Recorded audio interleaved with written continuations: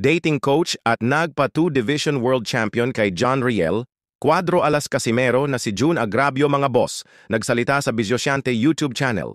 Pero bago po yan, unahin muna natin ang sinabi ni Coach Agrabio kay pambansang kamao Manny Pacquiao. Una na tanong po dyan si Coach Agrabio. Kung nakabawi na daw ba ang Pilipinas dahil sa sunod-sunod na panalo ng ating mga pambato lalo na sa Amerika? Pero ang sagot po dyan ni Coach Agrabio mga bossing ay hindi pa raw tayo nakakabawi. Sinabi rin dyan ni Coach Agrabio na hindi naman daw big fights ang panalo ng ating mga pambato.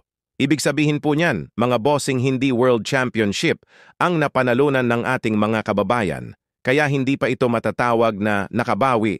Habang nagpapasalamat naman si Coach Agrabio kay Manny Pacquiao, ayon sa kanya muling tumaas ang antas ng boxing sa pagbabalik lona ni pambansang kamao nung nagretiro daw kasi si Pacman medyo bumaba ang excitement ng boxing lalo na sa Pilipinas. Pero ngayon daw ay unti-unti nang nanunumbalik dahil sa pagbabalik ni Pacman, samantala ito naman ang sinabi ni Coach Agrabio sa dati niyang hawak na boxer na si Alas Casimero, kung saan marami ang mga nagsasalita kung madadala daw ba ang lakas ni Casimero sa featherweight 126 pounds.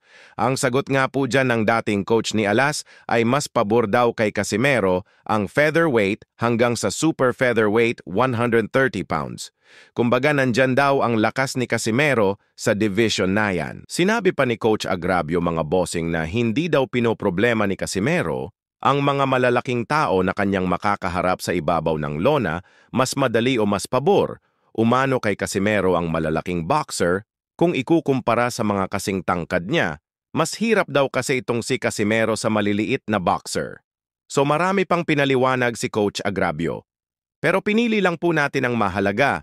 Maari po ninyo mapapanood ang buong storya sa channel ni Bisosyante. Samantala ayon naman sa post ng businessman and manager ng legal na kamao na si Boss Rich Don sa post daw ni Cuadro Alas, "It's my boy."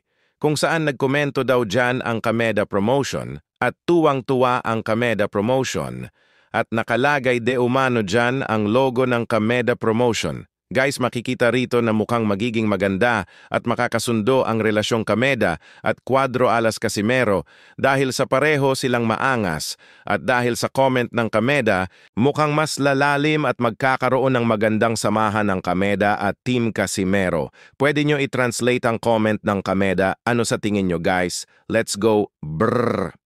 Bagamat kabaliktaran nga po yan sa isang pangkapatid na Kameda na tila ayaw kay Casimero kung totoo man o hindi, ang pinost ni Tomoki Kameda, sa tingin ko wala siyang magagawa dyan dahil ang pinaka-big boss ng Kameda ang nagpapirma ng kontrata kay Casimero.